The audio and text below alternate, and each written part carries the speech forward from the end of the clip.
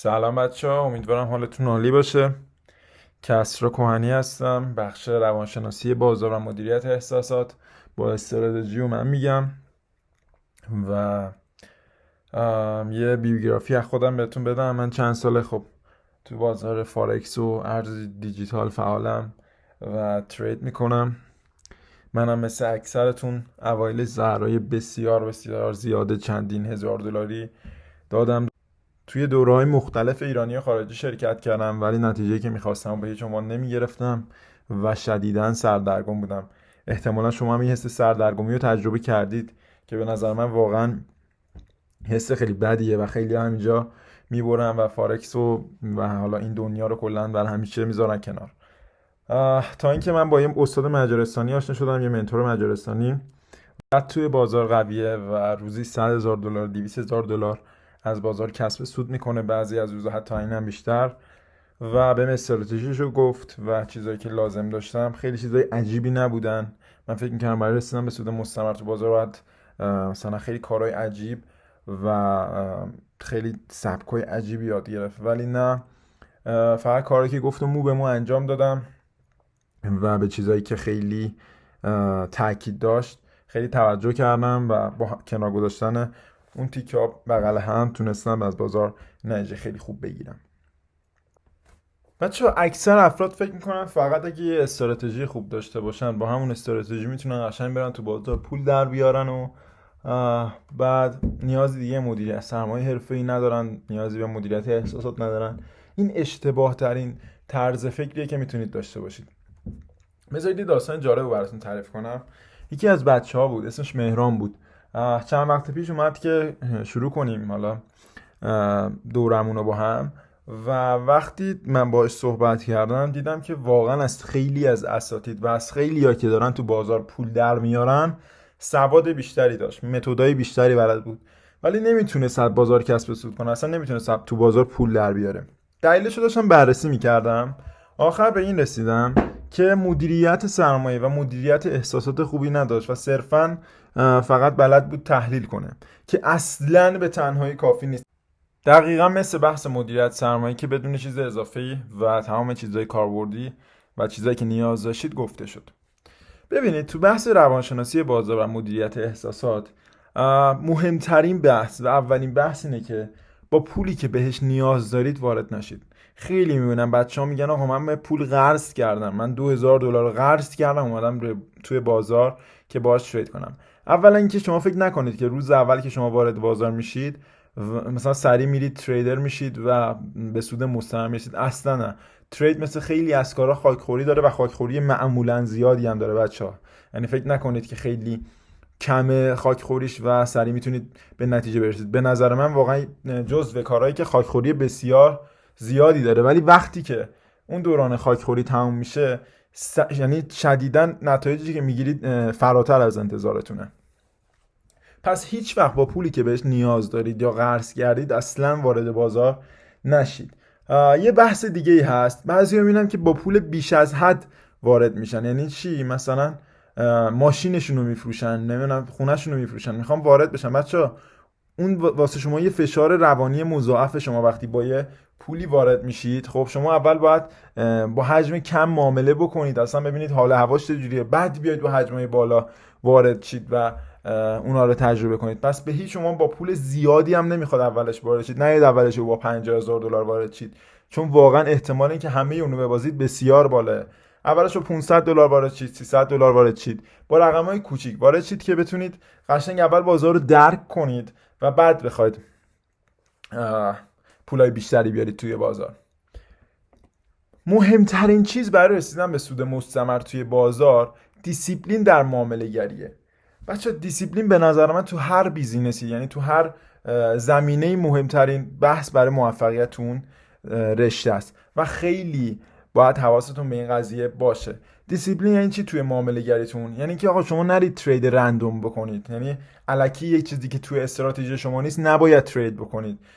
مدیریت سرمایه رو که حالا بخش قبل دیدید و کامل ترین جوری که میشد گفت مدیریت سرمایه گفته شد. نیازی نبود 5 ساعت فقط مدیریت سرمایه گفته شه و هیچی در واقع گفته نشه. با همون ویدیو هر چیزی که نیاز بود شما برای مدیریت سرمایه بلد باشید گفته شد و دیگه نیازی به چیزی بیشتر از اون ندارید.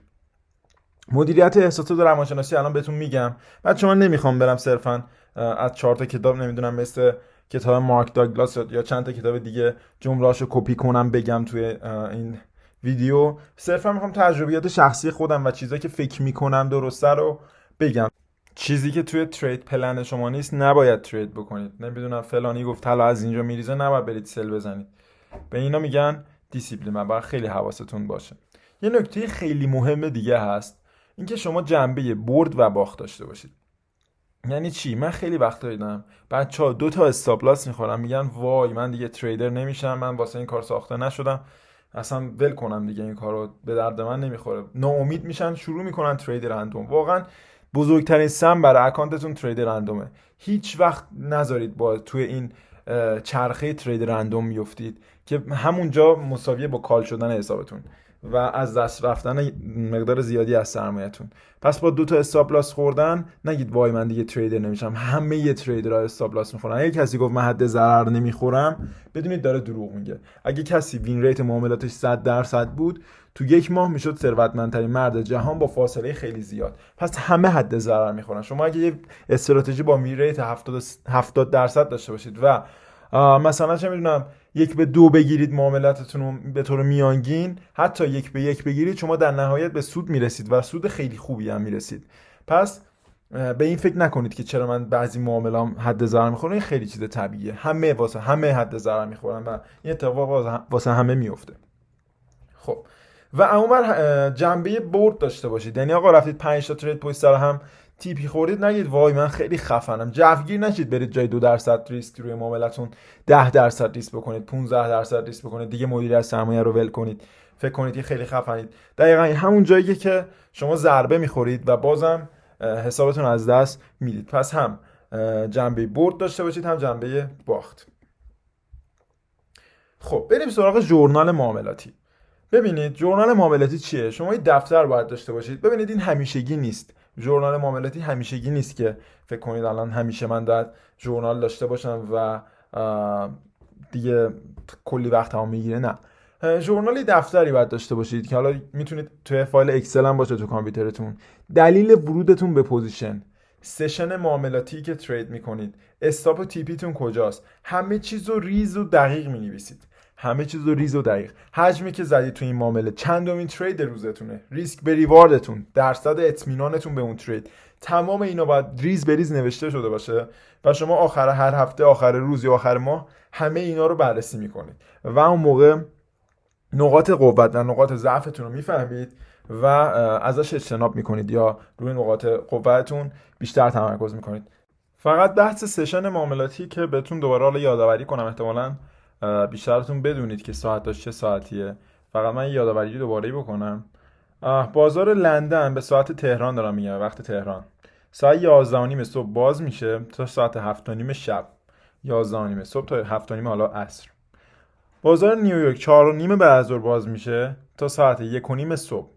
پس شد 4:30 بعد از ظهر تا ساعت 1:30 صبح. توکیو 4:30 صبح باز میشه تا 1:30 ظهر، حالا 1:30 بعد از ظهر. بچه من پیشنهادم اینه که فقط تو تایم لندن و نیویورک ترید بکنید. یعنی از ساعت 11:30 تا 10:30 11:30 تا ساعت بهتره که تا ساعت 7:30 باشه، یعنی اوورلپ لندن و نیویورک. و از ساعت 8:30 به بعد مثلا حالا هرچی به اونور میریم خیلی بازار کم جونتر میشه و به نظر من دیگه تایم مناسبی نیست. آسیا رو اصلا بهتون پیشنهاد نمیدم که مثلا چه میدونم ساعت 3 صبح بخواید ترید کنید و حالا نظر شخصی من اینه که بهتره که تو تایم لندن و نیویورک ترید کنید. نیویورک هم تا وقتی که حالا 7:30 که با لندن اوورلپ داره. خب ترید پلن چیه بچه؟ باید ترید پلن همتون داشته باشید. ترید پلن به شما دیسیپلین توی معاملاتتون میده. توی ترید پلنتون، اونم حالا یه دفتر دیگه یا حالا هر چیز دیگه ای مکتوب میخوام باشه، استراتژیتون رو مینویسید، سشن معاملاتیتون رو مینویسید. مثلا مینویسید من فقط توی لندن و نیویورک ترید میکنم.